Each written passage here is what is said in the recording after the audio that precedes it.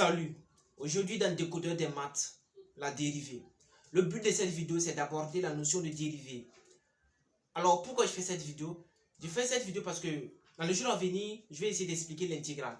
Et pour comprendre l'intégrale, c'est très important de comprendre d'abord la dérivée. Voilà. Les deux outils, intégrale et dérivée, sont des outils extrêmement puissants dans le domaine de la physique. Donc, je pense que il faut avoir une petite idée de ce qu'est la dérivée, de ce qu'est l'intégrale. Raison pour laquelle je me suis dit que je vais essayer de faire cette vidéo. Je vais faire de mon mieux pour que ça soit compréhensible. Pour que la vidéo soit compréhensible. Donc, je ne vais pas rencontrer du charabia ici. Ce que je vais faire, c'est que je vais aller avec une explication claire. Voilà, voilà. Et sans mettre des choses inutiles. Voilà, c'est ce que je vais faire. Donc, dans la vidéo d'hier, j'ai dit que je parlais de la dérivée un jour, et ce jour-là, c'est aujourd'hui. Donc, aujourd'hui, la dérivée, c'est quoi? On va comprendre ça ensemble. Alors, pour introduire la notion de dérivée, je vais te demander d'imaginer une personne A qui fait un 100 mètres plat. Donc, voici la personne A ici, qui fait un 100 mètres plat.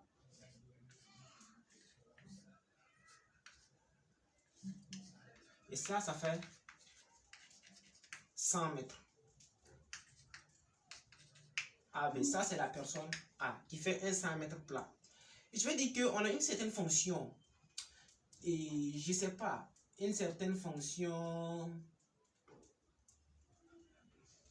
K de T qui représente la vitesse, qui représente, je vais dire, la position de cette fonction, de cette personne en fonction du temps. Et cette fonction K de T qui représente la vitesse de cette fonction, la position plutôt de cette personne en fonction du temps de la personne A.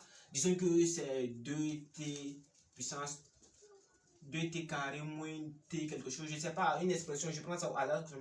Voilà, ça représente la position de cette personne en fonction du temps. Et là, je vais représenter, et je vais faire la représentation graphique d'une fonction, de cette fonction. En réalité, ce n'est pas la représentation graphique de cette fonction, c'est juste représenter une fonction graphique pour pouvoir expliquer la dérivée. Donc, voici la fonction qui est là.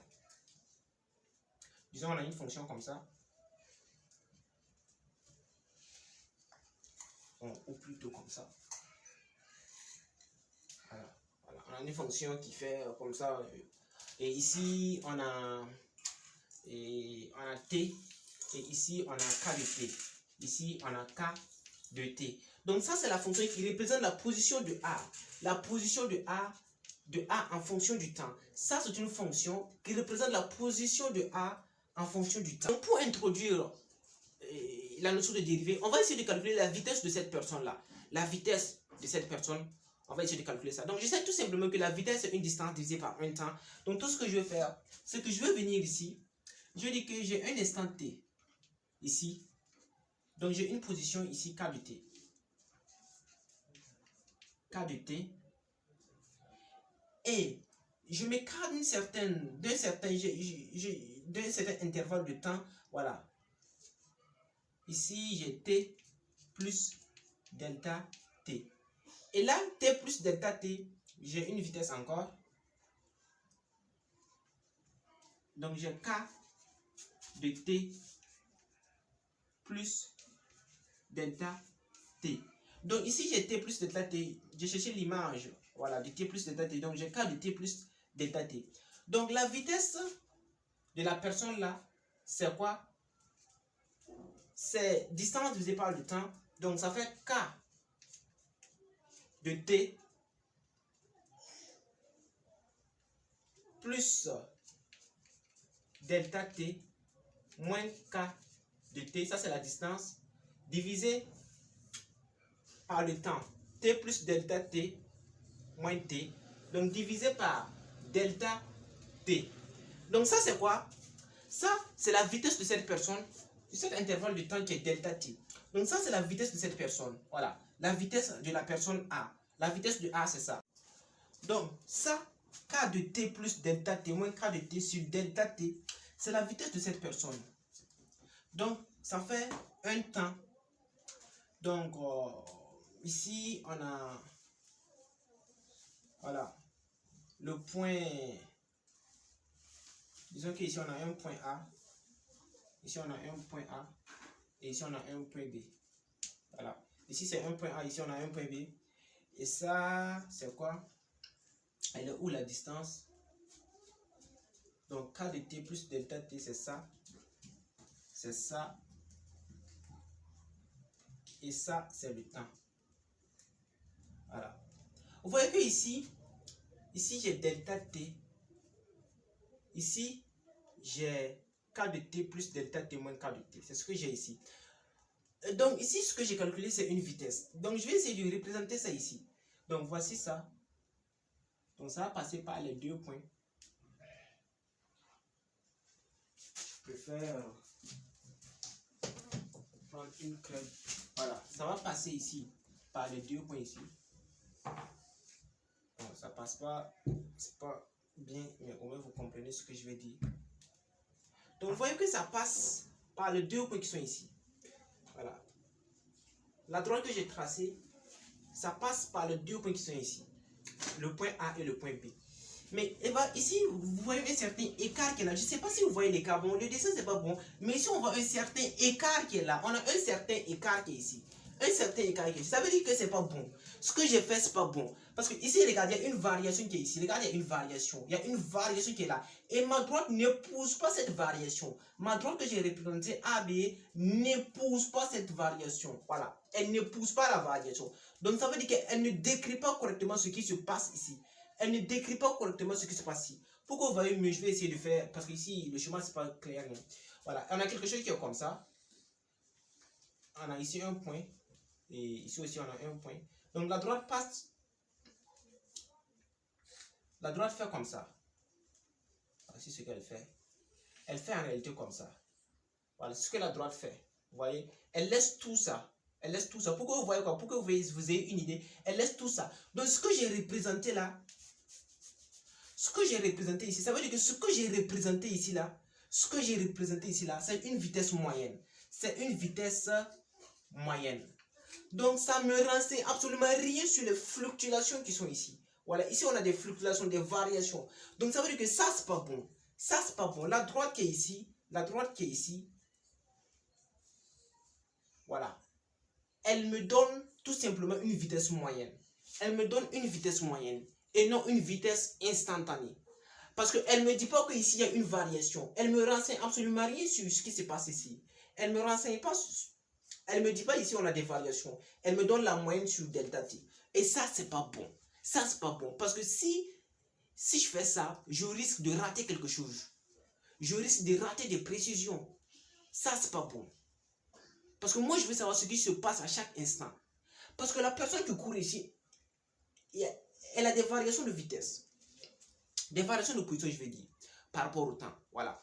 Donc, ici, ce que j'ai fait là, c'est pas bon. Non, c'est pas bon. C'est la vitesse moyenne. Pourtant, moi, je veux savoir la vitesse à chaque instant. Oui, la vitesse. Donc, comment je vais faire? Donc, j'ai essayé de zoomer pour que vous voyez. Parce que ici, c'est très important. Vous voyez que ici, la droite que j'ai tracée là, je veux bien tracer la droite pour qu'on voit cette droite. Voici la droite. Ici, regarde, ici, je dis bien qu'elle n'épouse pas la forme de la courbe. Donc, il y a des fluctuations qu'elle ne me montre pas. Elle ne me montre pas que ici, la vitesse, elle a augmenté, elle a diminué. Elle ne me dit pas tout ça. Elle me donne tout simplement la vitesse moyenne. Ici, on a tout simplement une vitesse moyenne. Et moi, ce n'est pas ce que je veux. Moi, je dis que je veux la vitesse instantanée. Moi, je veux la vitesse instantanée, n'est-ce pas? Donc, et quelle est l'idée ici?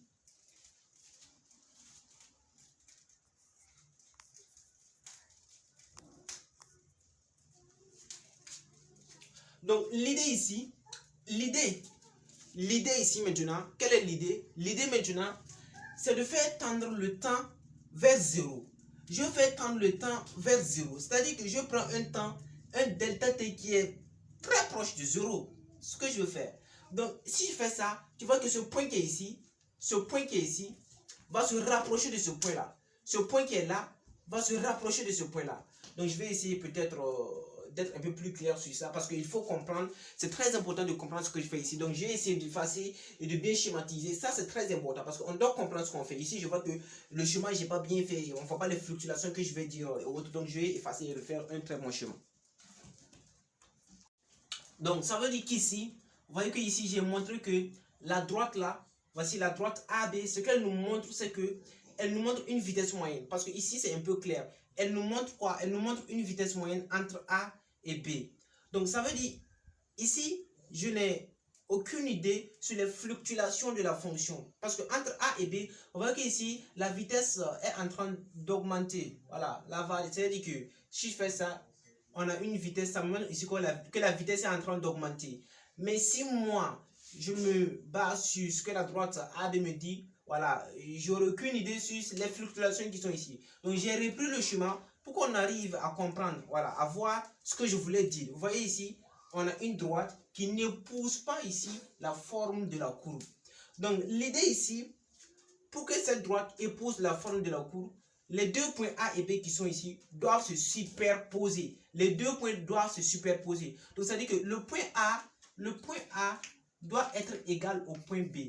Et là, je peux empêcher la fonction de varier entre le point A et le point B. Mais si je dis que le point A c'est égal au point B, mais là j'ai plus une droite. Si je dis que le point A c'est égal au point B, là j'ai plus une droite. Ce que je fais, c'est, je ne veux pas dire que le point A c'est égal au point B. Je veux dire que le point A est très proche du point B. Donc ce que je fais, pour que le point A, le point B plutôt, soit très proche du point A, pour que le point B soit très proche du point A, tout ce que je dois faire, c'est que je dois faire tendre delta t vers 0. Donc je dois faire tendre delta t vers 0. Regardez, si je fais tendre delta t vers 0, on a cette droite là qui va un peu, je ne sais pas comment le dire, se relever. Voilà, cette droite là, la pente là va un peu augmenter. Voilà, la droite là va un peu se redresser ici, va se redresser. Donc vous voyez ce que je veux dire, non? Regardez le point A et le B. Donc si je fais tendre delta t vers 0, c'est-à-dire que cette droite ici va commencer à bouger comme ça. La droite va commencer à bouger. Et là, elle va épouser la forme de la courbe. Voilà. Peut-être ici. Donc, je serai obligé encore de représenter ça dans un autre schéma. Donc, si je fais, en tout cas, si je fais tendre delta t vers 0, ce qu'on va avoir ici, c'est que le point B se rapproche du point A. Et là, qu'est-ce que je vais pouvoir faire? Je vais pouvoir empêcher la fonction de faire des variations. C'est pas que je vais pouvoir empêcher la fonction de faire des variations. Voilà. Et je veux connaître toutes les variations de la fonction. Voilà. Je vais pouvoir décrire les variations de point en point, Sinon, avec ce qui est ici, je ne peux pas décrire ces variations. Donc, ce que je vais faire, c'est que je vais représenter le cas où on fait tendre delta t vers 0. Et là, vous voyez que les points A et B, si je fais tendre delta t vers 0, vous voyez que les points A et B sont superposés, sont presque superposés. Et ma droite, qu'est-ce qu'elle fait? Elle s'est redressée de plus. Avant, elle était ici, et elle s'est redressée de plus, la droite là. Et qu'est-ce qu'elle a fait? Elle a essayé d'épouser la forme de la courbe ici, vous voyez? Donc, elle me dit que ici la vitesse est en train d'augmenter. Ce qu'elle me dit. Et là, je suis en train de parler de ce qu'on appelle une vitesse instantanée. Une vitesse instantanée. Donc, toute l'idée de comprendre la dérivée, c'est de faire tendre delta t vers 0. Donc, la vitesse moyenne, ça fait k de t plus delta t moins k de t sur delta t. Et ce que je veux faire, c'est que je dis qu'on va faire tendre delta t vers 0. Donc, on va parler de limite maintenant. On va faire la limite quand delta t tend vers 0 de k de t plus delta t moins k de t sur delta t. Donc, delta t tend vers 0. Et pour me débarrasser de cette limite, quand delta t tend vers 0, on parle d'un temps infinitésimal et on va dire que delta t c'est égal à dt. Delta t c'est égal à dt, la différentielle du temps. Donc, on va parler de k de t plus dt moins k de t sur dt. Et ça c'est une petite distance.